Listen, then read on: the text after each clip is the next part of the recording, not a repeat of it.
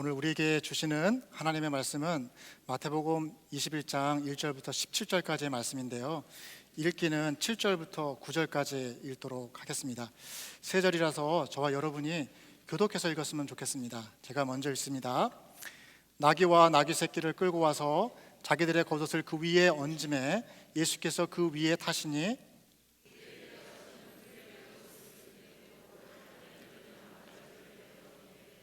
함께 읽습니다. 앞에서 가고 뒤에서 따르는 무리가 소리 높여 이르되 호산나 다윗의 자손이여 찬송하리로다. 주의 이름으로 오시는 이여 가장 높은 곳에서 호산나 하더라. 아멘.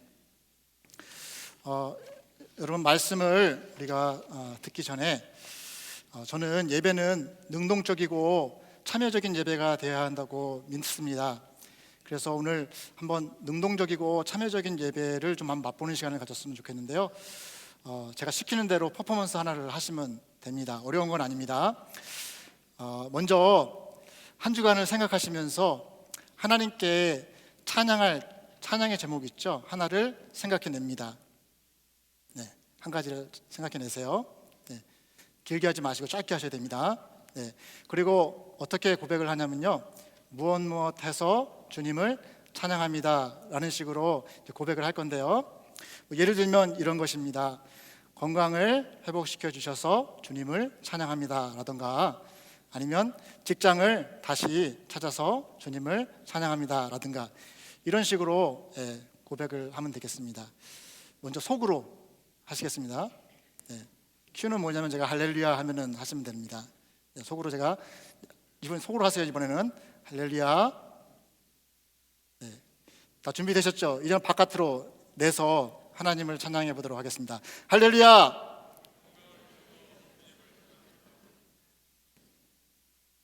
네, 다 하셨죠? 한 번만 더 해보겠습니다. 네. 할렐루야! 네, 각자 그 찬양의 제목을 얘기하셨는데요. 이따 수모임 하실 때 뭔 얘기했는지 나눠보셨으면 좋겠습니다. 내가 누군가의 찬양 얘기 있잖아요. 그걸 듣는 것보다도요, 나에게 주신 찬양의 제목을 이야기하면은 훨씬 더 감동이 옵니다. 훨씬 더 하나님이 가까이 계신 것을 우리가 느낄 수가 있습니다. 우리 웨스트민스터 소요리 문답 1장 1문 제일 첫 번째 되는 질문과 답이 있습니다. 우리 웨스트민스터 소요리 문답은 세례식 공부할 때에, 세례교육할 때에 쓰이는 문답지인데요. 그 첫 번째 질문이 무엇인가? 사람의 제일 되는 목적이 무엇입니까? 라고 물으면은 우리는 이렇게 대답을 해야 됩니다. 같이 읽어볼까요? 사람의 제일 되는 목적은 하나님의 영광을 드러내는 것과 그분을 영원토록 온전히 즐거워하는 것이다 라고 대답을 하는 것입니다. 100개가 넘는 질문이 있습니다. 기독교의 진리와 관련해서 100개가 넘는 질문이 있는데, 그 중에서 가장 첫 번째 되는 질문을 이렇게 이야기하는 것은 바로 우리가 존재하는 목적이 하나님의 영광을 드러내는 것이고, 또 그리고 그분을 영원토록 즐거워하고 기뻐하는 것, 다른 말로 하면, 한마디로 얘기하면은 하나님을 찬양하는 것이 우리의 존재의 목적이다 라고 하는 것을 보여주는 겁니다. 그러니까 신앙생활의 핵심은 다른 게 아니라 찬양생활인 거예요. 하나님을 찬양하는 생활이 다른 어떤 것보다도 우리 신앙생활에서 중요한 것이다 라는 것을 가르쳐주고 있는 것입니다. 여러분, 우리는 매주일 교회에 나와서 예배를 드립니다. 또 그리고 예배 가운데 주님께 찬양을 합니다. 여러분, 우리의 찬양생활은 어떻습니까? 주일날 아침에 나와서 여기 모여서 하나님께 예배할 때에 우리는 찬양을 드리는 기쁨이 있습니까? 찬양을 드릴 때 하나님께서 주신 은혜에 대한 감격이 있는가 하는 것입니다. 아니면은 왜 내가 이 자리에 와서 지금 있는지조차 생각 안 하고 그냥 오십니까? 그냥 습관적으로 다른 사람들 보기 위해서 오십니까? 아니면은 정말로 우리 신앙생활의 핵심이 찬양인데 주님께 찬양하며 주님께 합당한 예배를 드리시기 위해서 여기에 오는가 하는 것입니다. 그래서 오늘은 우리의 찬양 생활을 좀 되짚어 봤으면 좋겠습니다. 오늘 본문 말씀을 통해서 예수님께서 예루살렘 성을 입성할 때에 큰 무리가 예수님을 찬양했는데요, 그 모습을 보면서 우리도 우리의 찬양 생활을 좀 새롭게 할 수 있는 시간이 됐으면 좋겠습니다. 그래서 오늘 설교의 제목이 호산나 찬양케 하시는 은혜입니다. 호산나 찬양케 하시는 은혜. 먼저 보고자 하는 것은 우리가 회복해야 할 찬양의 모습이 무엇인가 하는 것입니다. 우리가 회복해야 할 찬양의 모습이 무엇인가. 오늘 본문 말씀을 좀 이야기로 좀 설명을 드리겠습니다. 예수님께서 공생의 사역 가운데, 공적인 사역 가운데 대부분은 갈릴리를 중심으로 사역을 하셨습니다. 갈릴리는 북쪽이죠. 이제 예수님께서 사역의 뒷부분으로 갈 때, 즉 다시 말해서 십자가를 지시기 위해서 예루살렘 성으로 가실 때 그 지역이 이제 예루살렘으로 바뀝니다. 오늘 본문 말씀이 지금 예수님께서 갈릴리에서 이제 예루살렘 성으로 들어가는 그 장면입니다. 그런데 예수님께서 예루살렘에 들어가실 때에 많은 무리가 예수님을 따르고 있었습니다. 많은 무리가 예수님을 따라간 목적은 무엇인가? 바로 예수님께서 사람은 할 수 없는 하늘로부터 오는 기적과 표적들을 보여주었기 때문입니다. 사람들은 이 예수님이 바로 자신의 조상이었던 다윗에게 주셨던 그 언약을 성취하실 그 메시아로 희망하면서 예수님을 따라가고 있었습니다. 예루살렘 성에 입성할 때에 예수님께서는 제자들을 시켜서 나귀 새끼를 한 마리 데리고 와라 합니다. 그리고 예루살렘 성에 들어가실 때 그 나귀를 타시고 들어가십니다. 보통 생각하면은 왕이 입성한다라고 하면은 백마를 타고 멋있게 입성해야 될 것 같은데 예수님께서는 초라하기 짝이 없는 나귀, 그것도 새끼 나귀를 타고 들어가십니다. 그럼에도 불구하고 많은 무리들은 볼품은 없었지는 모르겠지만은 이 예수님이 하나님의 나라를 이루실 메시아라고 확신했기 때문에 앞에 가는 사람, 뒤에 가는 사람 자기 겉옷을 벗어가지고 바닥에다 펴고, 또 옷이 없는 사람들은 종려나무 가지를 꺾어다가 펴면서 앞에서 가고 뒤에서 가면서 호산나 다윗의 자손이여, 하나님의 이름으로 오시는 이여 호산나 하면서 찬양을 합니다. 우리를 구원해달라고 찬양을 합니다. 그리고 예수님께서 예루살렘 성에 들어가서 첫 번째 한 것은 성결을 청결케 한 것입니다. 파는 것들 다 뒤집어 엎으시고, 비둘기도 엎어 덮으시고 청결을 청결케 하십니다. 그리고 오는 병자들, 특별히 맹인들과 저는 사람들을 고쳐주십니다. 또 그리고 그 가운데에는 많은 어린아이들도 있었습니다. 어른들이 호산나 찬양을 하니까 이 아이들도 호산나 무슨 뜻인지 아는지 모르는지 모르지만은 정말 큰 소리로 우리 예수님을 찬양했습니다. 호산나 호산나 하면서. 그런데 그런 모습을 좋은 시선으로 보지 않고 있던 사람들이 있었습니다. 대제사장들과 서기관들은 예수님께서 성전을 청결하는 사건과 또 그리고 아이들이 막 호산나 호산나 시끄럽게 하니까 그것이 너무 보기 싫었습니다. 그래서 예수님께 말하죠. 왜 쟤네들 그냥 놔두냐고, 왜 이런 일을 지금 하고 있냐고 하면서 예수님께 불평을 합니다. 그때 예수님께서 하시는 말이, 너희가 어린아기와 젖먹이의 입에서 나오는 찬양을 온전케 하셨다는 그 말을 너희가 읽지 못하였느냐 라고 하시면서 지금 아이들이 호산나 찬양하는 것은 바로 그 예언의 말씀이 성취되는 것이다 라고 하시면서 증거를 하십니다. 이것이 스토리예요. 오늘 보면 저희가 다 볼 말씀의 스토리인데요, 저희는 먼저 우리가 회복해야 될 찬양의 모습이 무엇인지를 좀 살펴보고자 합니다. 첫 번째로 우리가 회복해야 할 찬양의 모습을 어디서 발견할 수 있냐면은 고침받은 맹인, 두 맹인의 찬양하는 모습 속에서 그 모습을 찾기를 원합니다. 마태복음 21장 9절 말씀을 보면은 사람들이 호산나 다윗의 자손이여 찬송하리로다, 주의 이름으로 오시는 이여 가장 높은 곳에서 호산나 라고 하면서 예수님께 찬송을 하는데, 그 찬송하는 무리들 가운데 바로 고침받은 두 맹인도 함께 있었다라는 것입니다.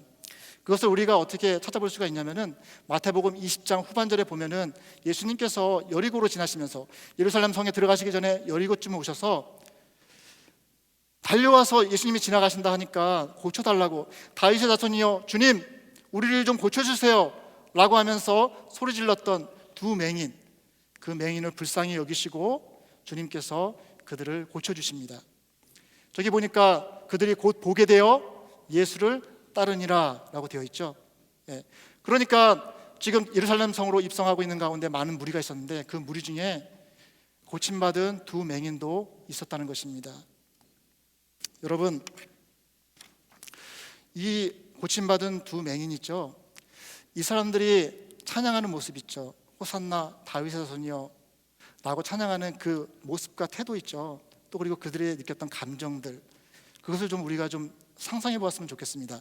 좀 우리도 공감해 봤으면 하는 것입니다.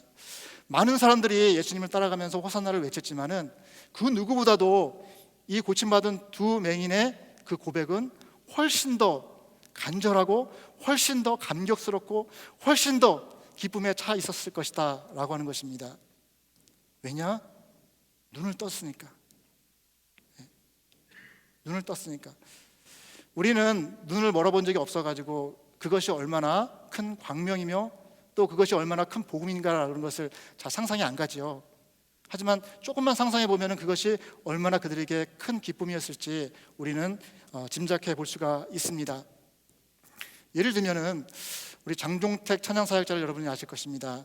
우리 교회에서도 교회 생활하고 사역도 하셨던 분입니다. 그 딸이 온윤대요. 이름이 온윤대. 온유가 2015년 어느 날 갑자기 희귀병에 걸리게 됩니다. 난소의 기형으로 종양이 생겼는데 그 종양을 좋은 항체가 공격을 하는데 그 항체가 그 난소 종양을 공격하는 게 아니라 보통 세포들, 좋은 세포들을 공격하는 거예요. 그래서 이게 굉장히 심각한 거거든요. 어떤 증상이 생기냐면은 잠을 못 자게 한다는 겁니다. 그러니까 아이가 사람은 잠을 자야 되는데 잠을 못 자니까 발작 증세가 생기고 그리고 면역 기능이 완전히 없어지는 것입니다. 부모님이 너무 놀라고 그렇게 아픈 기간이 72일이에요. 72일. 72일 동안 이 아이가 어떻게 될지 모르면서 옆에서 지켜보는 그 부모의 심정이 얼마나 안타깝겠어요. 그래서 그때 우리 1월에 오셔서 찬양 집회를 하셨는데 그때 한편으로는 하나님께서 너무 오랫동안 이렇게 아프니까 그냥 데려가셨으면 좋겠다, 편안하게 아이가 하나님께로 갔으면 좋겠다라고 하는 그런 마음도 들었다는 얘기를 들었습니다. 자기가 아팠으면 좋겠다 하는 그런 마음이 들지 않았겠어요? 그런데 2015년의 사순절쯤, 지금쯤이에요. 지금쯤에 이렇게 그렇게 불치병, 희귀병으로 앓고 있던 이 아이가 갑자기 침대에서 일어나가지고 병원 문을 딱 박차고 나오면서 예수님 하면서 걸어 나왔다는 거예요. 기적적인 일이 이루어진 것이죠. 그러면서 부활절이 되기 전에 퇴원을 하게 되었습니다. 바로 지금 이때쯤이에요. 70일간의 그 기간들이 너무 고통스럽고 힘든 시기였지만은 그 병이 왜 생겼으며 또 그 병을 통하여서 하나님께서 깨우쳐 주신 감사와 감격이 있었기 때문에 여기 와서 찬양하실 때도 그 찬양이 남달랐습니다. 찬양이 그냥 머리로 해서 찬양하는 것이 아니라, 지식적으로 찬양하는 것이 아니라 눈으로 본 것을 가슴으로 담아서 찬양하는 그 모습을 보았을 때 큰 은혜가 되었습니다. 그래서 온유와 아빠라는 책에서 우리 장전사님께서 이렇게 고백을 합니다. 딸과 함께한 72일간의 고난을 통과하며 머리와 귀로 알았던 하나님을 눈으로 마주하는 은혜를 체험했다. 혹독한 고난의 여정을 지나오며 하나님 앞에 부름받은 새로운 사명자로서 기적의 은혜를 전하고 아픔을 가진 자들을 위로하며 찬양하고 예배한다 라고 고백을 하는 거거든요. 이렇게 하나님을 찬양하는데, 이렇게 찬양할 수 있었던 것은 바로 자기가 고쳐주시는 하나님을 눈으로 보았기 때문이거든요. 그런데 오늘 예루살렘 성으로 입성하면서 예수님을 찬양하는 그 무리 가운데 이 고침받은 두 맹인 있죠. 이 사람들의 감정도 그와 같았을 것이라고 하는 겁니다. 그 마음 가운데 얼마나 큰 감사가 있었을까, 그 마음 가운데 얼마나 큰 감격이 있었을까. 그렇기 때문에 그들이 호산나 다윗의 자손이여 라고 고백하는 것은 다른 사람들의 고백하고는 사뭇 달랐을 것입니다. 저도 비슷한 경험을 한 적이 있어요. 정도는 좀 약하지만은 제가 우리 교회에 부임할 때가 2011년도입니다. 2011년도에 6월쯤에 찬양대 헌신예배가 있었습니다. 찬양대 헌신예배를 준비하기 위해서 저는 집에 가서 일찍 밥을 먹고 오려고 했습니다. 근데 밥을 다 먹고 저희 둘째 아이가 방으로 들어갔더니 갑자기 소리가 안 나는 거예요. 그래서 이상하다 싶어서 갔는데 이 아이가 땅바닥에서 뒹굴면서 고통을 호소했습니다. 왜 그냐 봤더니 왼쪽 팔 작은 뼈가 튀어나와가지고 아프다고 고통을 호소하는 것이었습니다. 처음에는 탈골인 줄 알고 전화해가지고 어떻게 되냐고 수습을 했지만은 이 아이가 너무 고통스러워하니까 응급실에 가야겠다 해서 병원에 데리고 갔습니다. 병원에 데려가서 엑스레이를 찍었는데 불행하게도 여기는 뼈가 2개가 있는데요. 하나는 큰 뼈고 하나는 작은 뼈입니다. 근데 큰 뼈가 완전히 부러져가지고 작은 뼈가 골격에서 튀어나왔던 겁니다. 그래서 의사 선생님 얘기가 수술을 해야 된다는 거예요. 수술을. 지금 뼈가 부러져가지고 엄청 너무나도 아픔을 호소하는데 이 어린아이가 수술을 해야 될 걸 생각하니까 두렵기도 하고, 하나님, 제가 우리 영락교회 온 지 첫 해입니다, 주님. 그것도 찬양대 헌신 예배 때 어떻게 이런 일이 있을 수 있습니까? 라는 마음도 들었어요, 한편으로는. 그러면 다른 한편으로는 이런 기도를 하게 되었습니다. 주님 좀 붙여주셨으면 좋겠습니다. 주님 붙여주셔서 하나님께서 우리를 고치시는 분이신 것을, 그 영광을 좀 드러내 주세요 라는 기도가 나오더라고요. 그리고 기도하는 중에 마음 가운데 고쳐주실 것, 붙여주실 것 같다 하는 그런 기대가 들었습니다. 그래서 수술이 새벽에 계획이 돼 있었거든요. 그래서 수술을 하기 위해서 마취를 했습니다. 제가 기도하면서 기대가 있었기 때문에 의사 선생님한테 수술하기 전에 엑스레이 한번 찍지 않습니까? 물어봤어요. 그랬더니 찍는데요. 그리고 나서 들어갔어요, 수술실에. 근데 의사 선생님이 수술이 2시간 걸린다고 했는데 30분 만에 나오신 겁니다. 나오시더니 저한테 얘기하는 게 기적이 일어났다고. It's miracle 그랬어요. 왜 그러냐면은 이 큰 뼈가 부러졌는데 그 부러진 뼈가 붙었다는 거예요. 그리고 붙었기 때문에 작은 뼈를 손으로 밀어넣고 캐스트를 했다고 하는 것입니다. 그래서 마취만 깨면 가면 된대요. 너무 감사해가지고 할렐루야, 주님 고쳐주셔서 감사합니다, 그런 말을 입 밖으로 막 뛰면서 하고 싶었지만은 거기가 병원이었었기 때문에 속으로 할렐루야 외치고 집으로 왔던 얘기가 있습니다. 시험 받으니까요, 내 아들, 내 자식이 시험 받으니까 내가 그것을 경험하니까 그 할렐루야가 다르더라고요. 그 찬양의 감정이 다르더라고요. 그 찬양의 감격이 다르다라는 것입니다. 우리가 본받고 좀 이렇게 배워야 될 부분이 바로 그것인 것 같습니다. 오늘 2 맹인이 고침을 받았습니다. 이들은 육체적으로 고침을 받은 사람들이죠. 그러나 여기에 모인 우리 모두는 영적인 맹인들이었습니다. 예수님을 알지 못할 때에는 우리 모두는 영적인 맹인이었어요. 영적인 맹인이어서 무엇이 진리인지, 무엇이 우리에게 필요한지, 무엇이 우리를 구원할 수 있는지 모르는 사람들이었습니다. 그래서 죄 아래서 고통하고 좌절하고 실패하고 낙심하고 소망 없이 살던 사람들이 바로 우리입니다. 그런데 우리 주 예수 그리스도께서 우리를 구하셔서 영적인 맹인의 그 늪에서 구원하시고 우리로 하여금 볼 수 있는, 하나님과 하나님 나라를 볼 수 있는 그런 치유함을 우리에게 주셨다는 것입니다. 조금만 생각을 달리하면은, 조금만 보이지 않는 것을 바라보면은 우리 모두는 다 치유함받은 사람들이에요. 그런데 우리는 이 기쁨과 감격으로 찬양하고 있는 이 2 맹인의 찬양, 그 찬양을 드리고 있지 못하다는 것입니다. 우리가 도전받고 우리가 회복해야 될 찬양의 모습이 바로 이 고침받은 2 맹인의 찬양입니다. 감격과 기쁨과 넘치는 은혜에 대한 그 환호성, 그것이 바로 우리가 회복해야 될 찬양의 모습입니다. 여러분, 누가복음 17장에 보면요, 예수님께서 10명의 나병 환자를 고쳐주십니다. 그런데 그 10명 중에 단지 오직 한 사람만이 예수님께로 다시 와서요, 오는 길에 하나님을 찬양하면서 예수님께 와서 엎드려서 감사를 표현했습니다. 근데 예수님께서 10명을 고쳐주셨는데 9명은 오지 않고 오직 이 한 사람, 그 한 사람이 누구였냐면 사마리아 사람이었어요. 이스라엘 사람들이 보기에는 이방인이었거든요. 이 이방인인 사마리아 사람 이 한 사람만이 예수님께 와서 하나님을 높이면서 찬양하고 예수님께 감사를 표현했습니다. 예수님의 마음이 언짢았어요. 예수님의 마음이 상했습니다. 그래서 얘기해요. 고침받은 다른 9명은 어디 있느냐? 오직 사마리아 사람인 이 한 사람만 와서 하나님께 영광을 돌리느냐라고 하시면서 그 서운한 마음을 표현하십니다. 우리가 다 고침을 받고 구원함을 받고 은혜를 받은 존재들인데 마치 내가 받은 은혜가 당연해서 받은 것처럼, 내가 받은 은혜가 꼭 내가 잘해서 받은 것처럼 하면서 입 싹 닫고 마땅히 표현해야 될 표현을 하지 않는 그런 모습, 혹시 우리에게 없습니까? 혹시 그런 모습이 있다면 오늘 정말 전심을 다해서 감사를 표현하는, 찬양하는 이 두 맹인의 그 찬양하는 모습을 보시면서 우리도 그 찬양의 모습을 회복할 수 있기를 주님의 이름으로 축원합니다.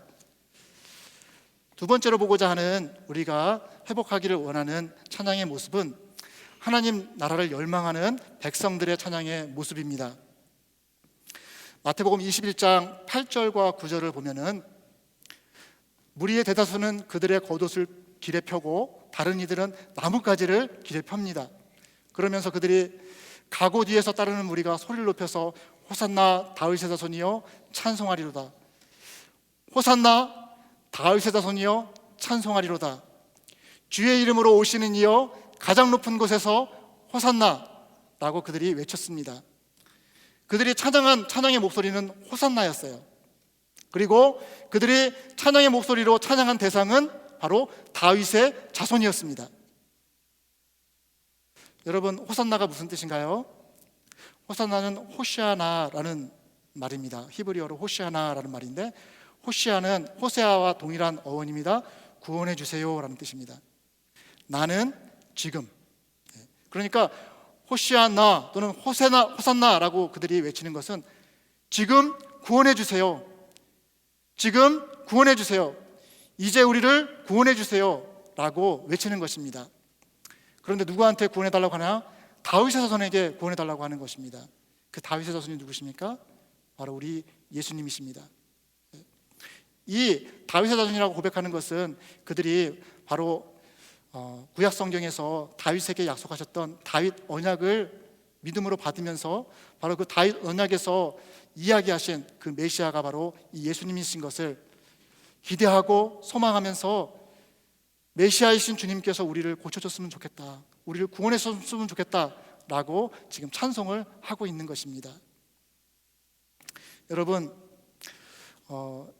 다윗의 자손이 와서 그 나라를 좀 회복했으면 좋겠다, 우리를 자유와 번영으로 인도해 줬으면 좋겠다, 로마의 식민지로부터 우리를 구원해 줬으면 좋겠다, 배고픔과 헐벗음으로부터 우리를 좀 구해 줬으면 좋겠다 라고 하는 그들의 상황을 좀 우리가 상상해 볼 필요가 있습니다.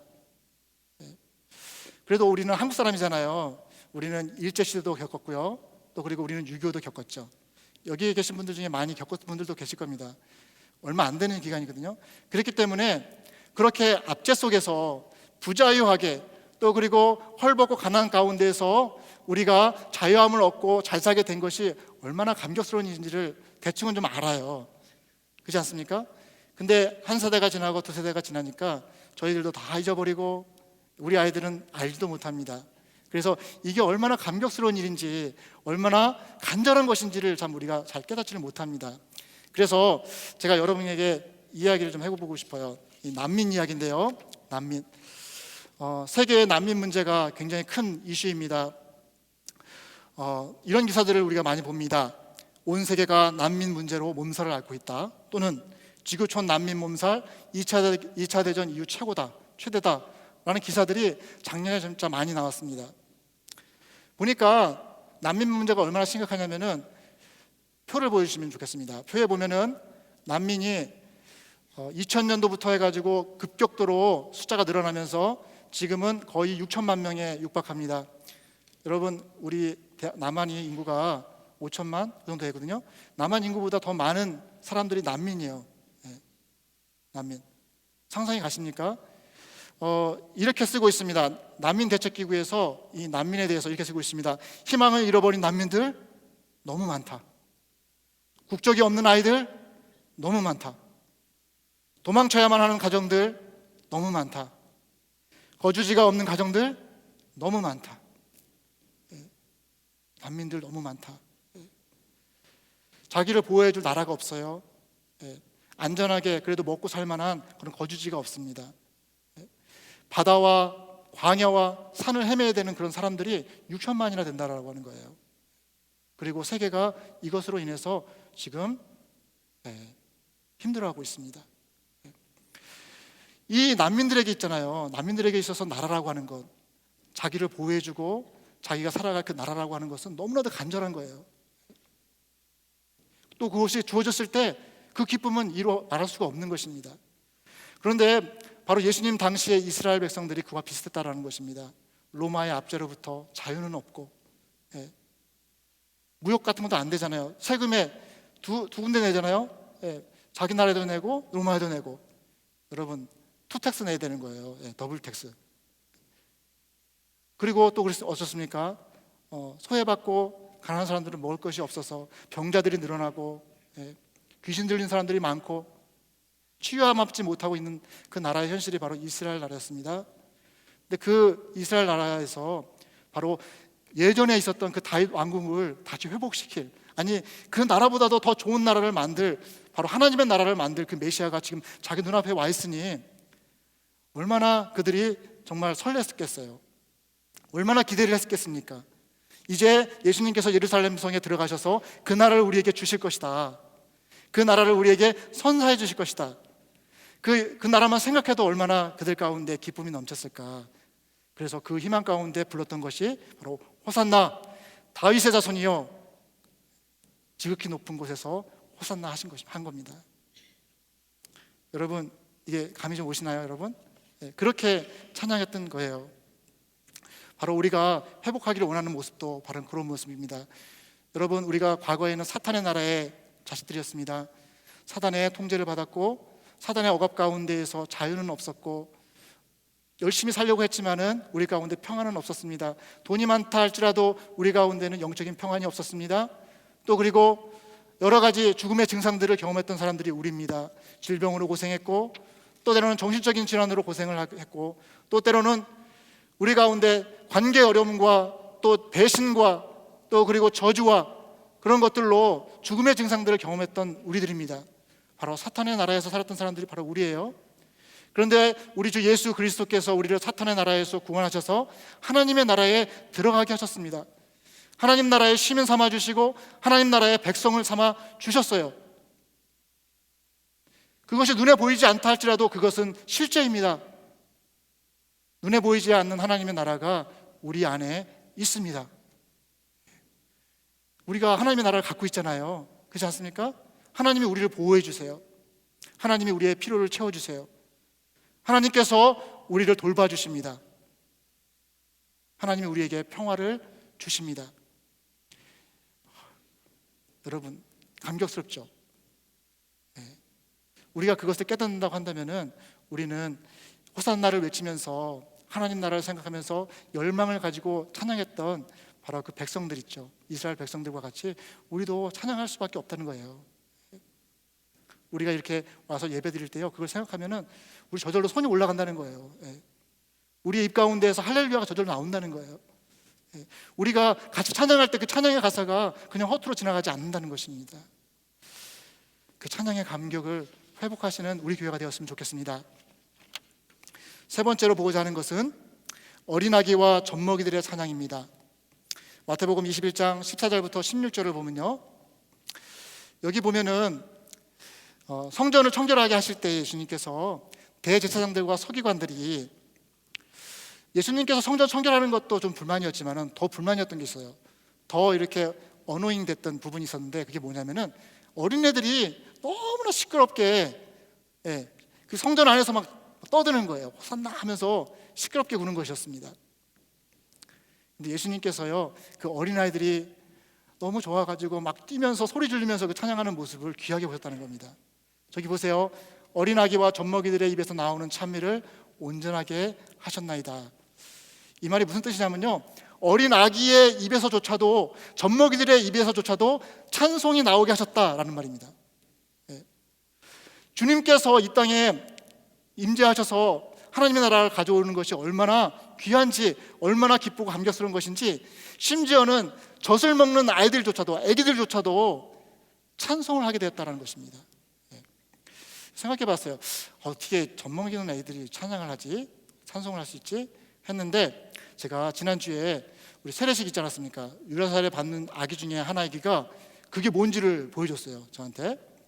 그 아기 부모님이 아기를 데리고 사무실로 왔습니다. 사무실에 와가지고 저한테 좀 뭘 좀 보여주겠대요. 그러면서 하는 게 엄마가 아기를 딱 보면서 할렐루야 하니까 아기가 손을 약 드는 거예요, 이게. 예, 그리고 내려요. 또 엄마가 할렐루야 하니까 손을 딱 쫙 떠들어요. 예. 세 번째는 또 할렐루야 하니까 그들은 할렐루야, 이게 아기 목소리로 아기식으로 할렐루야를 얘기하더라고요. 예. 그 1살짜리밖에 안 되는 아기가 할렐루야 하면서 손을 쫙 드는데 너무 귀엽고 신통방통했습니다. 예. 이게 젖먹이들의 입에서 나오는 찬양이 이런 건가 하는 생각을 했어요.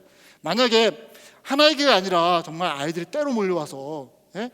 그 모든 아기들이 우리 구원자로 오시는 우리 예수님을 향하여서 할렐루야 하면서 호산나를 이렇게 외친다고 한번 생각해 보세요. 예. 너무 귀엽지 않겠어요? 그렇지 않습니까? 예. 이게 바로 젖먹이와 아기들의 입에서 터져 나오는 찬양의 모습입니다. 우리가 회복해야 될 찬양의 모습이기도 합니다. 아기들이 자라가면서 여러분 중학생이 되고 고등학생이 되고 청년이 되잖아요. 옛날에는 아멘도 잘하고 찬양도 잘하고 기도도 잘했던 애들이 야 우리 같이 찬양하자 그럼 안 해요. 야 우리 기도하자 그러면 기도 싫어요. 아멘 해야지 그러면은 아멘 하면서 그렇게 돼요. 근데 우리 신앙의 여정 가운데서도요, 처음에 예수님 믿었을 때는 정말 눈물 흘리면서 아멘하고 기도하고 찬송했던 우리의 모습이 시간이 점점 지나가면서 마치 청소년 애들, 청년들이 있잖아요, 어렸을 때 했던 그걸 다 잃어버린 것 같이 우리의 찬양의 모습도 형식적이고 소울이 없다라고 그러죠. 영혼 없는 그런 찬양을 드리고 있지는 않은지 점검해 보았으면 좋겠습니다. 바로 대제사장들과 서기관들이 그런 모습이었거든요. 대제사장과 서기관들, 그 어떤 사람보다도 온전한 찬양을 드려야 될 사람들이었습니다. 그런데 아기들이 그 찬양하는 모습을 보면서 그 아기들의 찬양 속에서 나오는 정말 아기들도 하나님을 찬양하는데 그 찬양을 보고 나도 찬양해야겠다라는 마음을 가져야 되는데 귀찮아가지고 듣기 싫어가지고 그만하라고 하는 그런 모습들이 우리의 가운데 있지는 않은지, 바로 우리에게 필요한 것이 바로 그 어린 아기들의 찬양의 회복의 모습입니다. 그래서 여러분 청소년들도요, 성령을 받으면, 성령의 충만함을 다시 받으면요 찬양을 회복해요. 우리 어르신들도요, 나이 많이 있는 분들도요 성령 충만해지면 다시 성령 충만해지면 찬양을 회복합니다. 이 그림을 보시면은 이건 어느 수련회에서 있던 얘기긴 합니다. 그런데 우리 청소년들이 손을 번쩍 들고 구원자이신 우리 하나님을 찬양하는 모습입니다. 그들의 눈과 손과 입에서 터져 나오는 모습이요 순수하고 진실되다라고 하는 것을 우리가 볼 수가 있어요. 우리의 청소년들, 우리 아이들도요 찬양할 수 있습니다. 찬양을 회복할 수 있습니다. 그들이 다시 성령 충만해질 때, 그들이 다시 예수 그리스도의 은혜에 들어가게 될 때에 찬양을 회복할 수가 있어요. 또 우리 어르신들도 마찬가지입니다. 다른 그림을 한번 보면은 우리 어르신들은 일어나서 이렇게 손뼉 치는 거 힘드시잖아요. 관절도 안 좋으시고. 그런데 우리가 다시 성령 충만을 받게 되면은 아픈 거 잊어버리고 일어납니다. 일어나서 박수 치면서 웃는 모습으로 찬양합니다. 참 보기 좋은 모습이에요. 우리 어르신들도, 나이 드신 분들도 성령 충만을 다시 받으시면은 찬송이 회복됩니다. 찬양이 회복이 됩니다. 저는 설교를 준비하면서 우리 교회 안에 이런 찬양의 모습, 정말 전심으로 드리는 찬양, 가슴에서 우러나오는 찬양, 우리의 몸을 다 들여서 드리는 찬양이 회복되었으면 좋겠다 하는 그런 간절한 소망이 들었습니다. 아기를 보시면서 기뻐하는 그 부모와 같이 우리 하나님께서 우리가 어린아이 같이 하나님을 찬양할 때 그 모습이 얼마나 이쁠까라는 것을 상상해 보니까 정말 좋았어요. 그래서 우리 예배 중에 우리가 하나님을 찬양하게 될 때 우리의 모습도 그와 같았으면 좋겠다 하는 소원을 갖게 되었습니다. 바라기는 저와 여러분, 우리 교회가 그 찬양의 모습을 회복할 수 있는 저와 여러분이 되시기를 주님의 이름으로 축원합니다. 큰 두 번째로, 그렇다면 우리가 찬양해야 할 이유가 무엇인가를 살펴보려고 합니다. 이미 우리가 찬양해야 할 이유에 대해서 앞에서 보았어요. 하지만 제가 여기서 말씀드리고 싶은 것은 뭐냐면 찬양에는 파라독스가 있다라고 하는 겁니다. 찬양의 파라독스에 대해서 좀 얘기하고 싶어요. 찬양의 역설. 이 말이 무슨 말인가 하면요, 우리가 하나님께서 우리에게 주신 은혜가 많기 때문에, 하나님께서 우리에게 베풀어 주신 그 은덕이 많기 때문에 우리가 찬양을 드립니다. 그렇지 않습니까? 그런데 정말 놀라운 것은 우리가 찬양을 할 때 하나님의 능력과 은혜가 우리에게 임한다는 거예요. 이게 바로 찬양의 파라독스거든요. 찬양이라고 하는 것은 내가 받은 게 있어서 이렇게 드리는 건데, 반대로 우리가 찬양을 할 때 하나님의 은혜와 능력이 우리 가운데 임한다는 겁니다. 그것을 잘 보여주는 것이 사도행전에 나와 있습니다. 사도행전 16장을 보면은 바울과 실라가, 바울의 선교팀이 소아시아, 특별히 빌립보에서 전도를 하게 되는데, 그때 거기에 점치는 사람들이 성행했습니다. 그런데 바울과 실라로 인해 가지고 점이 안 되는 거예요. 그러니까 이 점쟁이들의 주인들이 화가 나 가지고 고발을 합니다. 이 바울과 실라가 우리 그 업종에 굉장히 큰 해를 했다. 그래가지고 바울과 실라가 빌립보 감옥에 갇히게 돼요. 인간적이라고 한다면은 감옥에 들어가면서 우리가 선교를 하러 여기 왔는데 이 감옥에 갇혀서 우리가 지금 무엇을 하고 있는가? 앞으로 우리가 선교 사역을 어떻게 할 것인가라고 두렵고 또 그리고 고민하고 때로는 또 불평할 수도 있었을 것 같아요. 그런데 바울과 실라는 그때 한밤중에 밤을 새면서 어떻게 했냐면은 기도하고 하나님을 찬송했어요. 찬송의 기도를 드린 겁니다.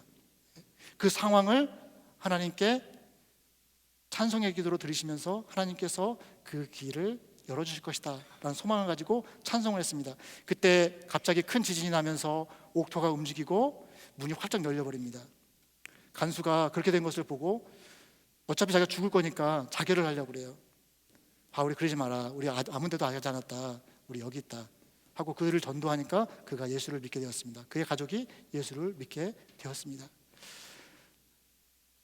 어려움의 시간 가운데에서 찬양을 하니까 하나님의 은혜와 능력이 임했고, 그로 말미암아 사역도 또 다른 도약의 기회를 갖게 되었다라는 것입니다. 이게 찬양의 파라독스예요. 우리가 찬양해야 할 이유는 너무 좋기 때문에, 하나님께서 우리 아버지신 게 너무 좋아요. 여러분들 여러분들이 부모님이기 때문에 좋아하면 너무 좋죠. 그렇지 않습니까? 자녀들이 부모님을 좋아하는 모습을 보면은 그것만큼 좋은 게 없는 것 같아요. 근데 반대로 자녀들이 부모를 좋아하지 않으면은 그것만큼 불쌍해 보이는 게 없는 것 같아요. 마찬가지거든요. 우리가 하나님을 좋아하는 것만큼 아름다운 모습은 없습니다. 우리가 하나님을 너무 좋아하기 때문에 하나님을 노래하는 그 모습만큼 귀하고 좋은 것은 없어요.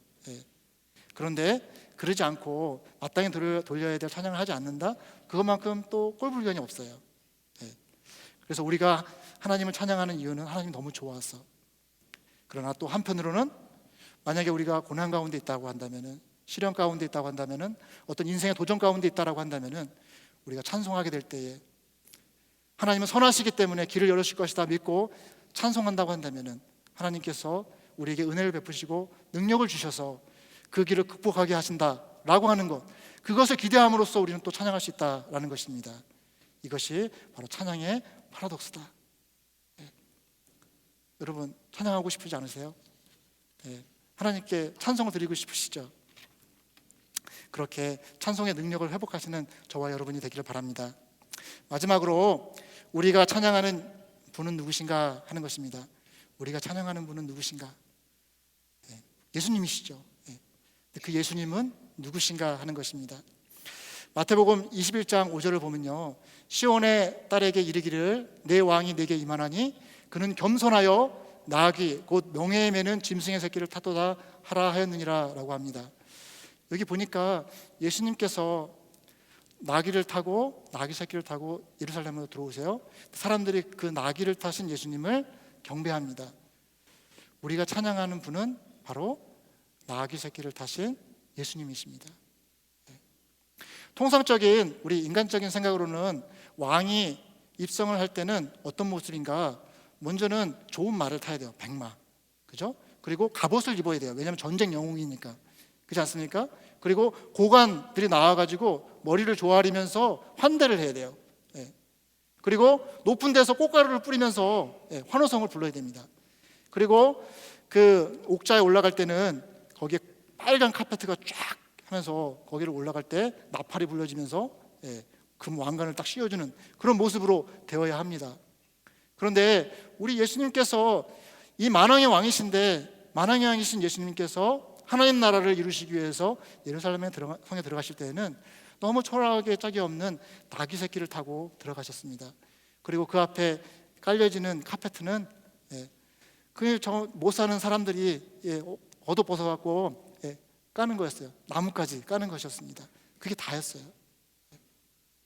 여러분, 우리가 예수님을 찬양하고 하나님을 찬양할 때 우리는 어떤 예수님을 그리면서 찬양하나 하는 것입니다. 우리는 어떤 모습의 주님을 그리시면서 찬양합니까? 우리가 찬양하는 예수님은 바로 새끼 나귀를 타신 겸손의 왕이십니다. 겸손의 왕으로 오셔서 나를 위해서, 우리를 위해서 십자가에 죽으심으로 나 대신 죽어주시는 바로 그 낮아지심과 희생의 하나님이십니다. 그게 바로 우리 예수님의 모습이에요. 그리고 우리가 그 길을 걸어간다라고 하는 것은, 그 길을 걸어가면서 그 예수님을 찬양한다라고 하는 것은 무엇이냐면은, 우리가 찬양하는 분은 바로 그 희생의 주님이십니다. 겸손의 주님이십니다. 우리를 위해서 대신 죽으시는 그분입니다 라고 찬양하면서 나도 그 길을 따라가겠습니다 라고 선포하는 거예요. 우리가 삶을 살아가면서, 생활하면서 낮아지신 예수님, 새끼 나귀를 타신 예수님을 찬양하면서 찬양생활을 하는 것은 무엇인가? 바로 그 예수님의 길을 나도 따라가겠습니다 라고 고백하면서 살아가는 거다라는 것입니다. 여러분, 1550년경에 그려진 판화가 하나가 있어요. 제가 그림을 하나 보여주는데요, 여기 보면은 이때 당시가 종교개혁이 일어날 즈음입니다. 왼쪽에는 새끼 나귀를 타신 예수님이 있고, 오른쪽에는 백마를 탄 교황이 있습니다. 이 그림은 당시의 로마 가톨릭 교회가 나귀 새끼를 탄 예수님을 경배하는 것이 아니라 백마 탄 교황을 우상으로 두고 잘못된 찬양을 하고 있다라고 하는 것을 도전해 주고 싶었어요. 그런데 이 도전이 우리에게도 마찬가지로 도전으로 다가온다는 것입니다. 우리가 경배하는 분은 누구신가? 돈과 힘과 권력과 또 그리고 얼굴도 잘생겨야 되고 화려해야 되는 그런 예수님의 그림을 그리면서 우리는 예수님을 찬양합니까? 아니면 저렇게 초라하게 새끼 나귀를 탔지만은 우리를 위해서 희생하시는, 우리를 위해서 자기 목숨을 내어주시는 그 예수님을 우리가 찬양하고 있는가? 우리가 찬양하는 예수님은 희생의 주님이시다라는 것입니다. 우리가 찬양할 때 그 예수님을 그리면서 우리도 그 길을 따라가겠습니다 라고, 예수님이 가신 그 십자가의 길을 따라가겠습니다 라고 고백하시면서 찬양할 수 있는 저와 여러분이 되시기를 주님의 이름으로 축원합니다. 이제 말씀을 맺습니다. 저는 고등학교 1학년 때 예수님을 영접했는데요, 저는 처음에 예수님은 좋은 분이라고 알고 있었습니다. 하지만 교회와 기독교는 별로 좋지 않다고 생각했어요. 그래서 마음에 문을 꽉 닫고 편견을 가지고 예수 믿는 사람들을 싫어했어요. 그리고 교회 다니는 저희 누나를 핍박했습니다. 그런데 제가 교회에 나오게 되고 예수님을 알게 된 것은 어느 찬양 집회였습니다. 그 찬양 집회 때 찬양을 인도하는 찬양팀이 있었어요. 그 찬양팀이 찬양을 하는데 너무나도 순수하고 평화 가운데에서 기쁨으로 찬양하는 모습이었습니다. 그때 제 마음까지 드는 마음이, 나도 저런 찬양을 하고 싶다, 나도 저분들이 경험하는 그 평화와 기쁨을 누리고 싶다라는 생각이 들었습니다. 그래서 교회에 가게 되었어요. 그리고 예수를 영접해서 지금은 목사가 되었습니다. 여러분, 제가 하고 싶은 말이 뭐냐면은, 우리가 찬양을 회복하게 될 때에, 찬양 생활을 회복하게 될 때에 전도가 일어난다는 거예요. 우리가 찬양하는 모습을 보고 누군가가 구원받을 수 있다라고 하는 것입니다. 우리가 찬송하는 그 찬송 생활을 보고 누군가가 예수께로 올 수 있다는 것입니다.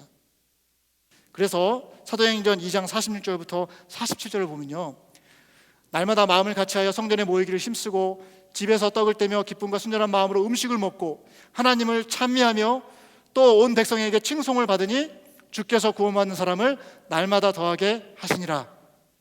초대교회가 집에서 모이고 성전에 모이면서 무엇을 했습니까? 기쁨과 순전한 마음으로 하나님을 찬양했습니다. 백성들이, 주변에 있는 백성들이 그 찬양하는 모습을 보면서 그들을 칭송했어요. 그러면서 나도 예수 믿고 싶다. 그래서 교회로 들어왔습니다. 전도가 일어났어요. 우리가 선교적 교회를 이야기하고 있는데, 선교적 교회 하려면 저희가 찬양부터 우리가 회복을 해야 됩니다. 찬양부터. 우리의 찬양 생활을 회복하잖아요. 그럼 우리 선교적 교회를 만들어가는 겁니다, 여러분. 그리고 우리의 찬양은 교육에도 또 귀한 도구로 사용될 수가 있습니다. 제가 교회 생활을 하면서 한 선배가 있었어요. 이 선배님은 지금 아프리카 선교사입니다. 아프리카 세네갈에서 선교를 하고 계신데, 이분이 저에게 많은 영향력을 주었지만은 가장 영향력을 줬던 게 어떤 거냐면은 혼자 홀로 골방에서 하나님을 예배하는 거였어요. 그분은 방에서 말씀을 묵상하다가 기타를 들고 찬양하다가 또 그리고 기도하다가 또 찬양하다가 또 말씀 보고 그런 것들을 하는 것을 제가 몰래 보게 되었습니다. 근데 그 모습이 너무 좋았어요. 아, 경건 생활이라고 하는 것은 그런 것 같다.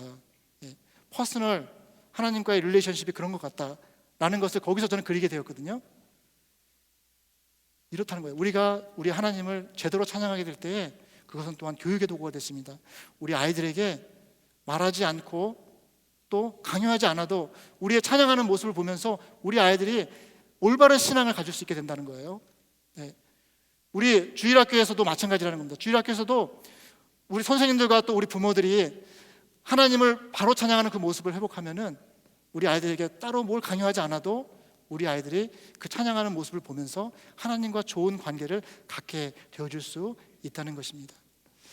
여러분, 바라기는 우리가 바로 이 찬양의 모습, 예루살렘 성으로 입성하는 그 사람들, 고침받은 두 명인의 찬양의 모습, 그 어린 아기들의 그 찬양의 모습, 그 찬양의 모습을 본받아서 우리도 찬양을 회복하고 또 그 찬양을 회복함으로 하나님을 향한 우리가 하나님을 얼마나 좋아하는지, 또 그리고 이 하나님을 찬양할 때에 하나님의 은혜를 우리가 경험하고 그 능력을 경험하고, 또 그리고 우리가 찬양하면서 우리 예수님을 따라가게 될 때에 전도가 이루어지고, 전도가 이루어지고 그런 역사들을 경험하고 누릴 수 있는 저와 여러분이 되시기를 주님의 이름으로 축원합니다. 기도하겠습니다. 하나님 아버지, 감사합니다. 우리를 고쳐주시고 구원해 주셔서 기쁨과 평화가 넘치게 하여 주시니 감사합니다. 한량없는 은혜를 받았고 측량할 수 없는 사랑을 받았음에도 그 주님의 은혜와 사랑을 잊고 살 때가 있었습니다. 주님, 오늘 말씀을 통하여서 찬양을 회복시켜 주시옵소서. 아버지 하나님, 우리의 삶 가운데 찬양이 넘치게 하여 주시옵소서. 제대로 된 찬양을 통해 부흥을 경험하게 하여 주시옵소서. 찬양 가운데 역사하시는 하나님의 능력을 삶에서 담아내게 하여 주시옵소서. 기쁘고 순전하게 주를 찬미할 때에 전도의 문이 열리게 하여 주시옵소서. 온전히 세워지는 교회가 되게 하여 주시옵소서. 오늘 우리에게 말씀 주심에 감사드리며 우리를 구원하신 예수 그리스도의 이름으로 기도합니다. 아멘.